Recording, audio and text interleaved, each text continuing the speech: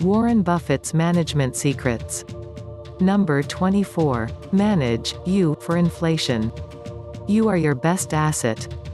Warren said.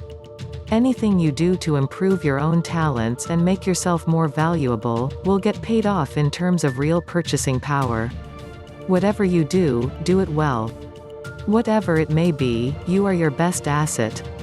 Think of yourself as a business.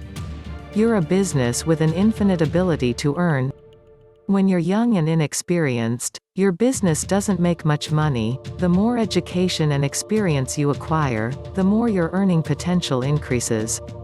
Education and experience are the two keys to getting your business up and running. We all start at the bottom and work our way up.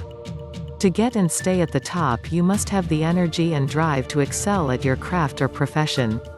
Take good care of your business, your health and education. Find ways to improve your earning potential, and protect it from a disaster. Nothing beats your potential to earn. People in unique professions always have the upper hand as an inflation hedge. Lack of competition allows them to charge more for their services.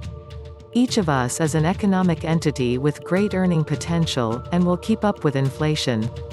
It can even make us rich. Another business tip from LearnAccountingFast.com. Next, the secret to managing borrowing.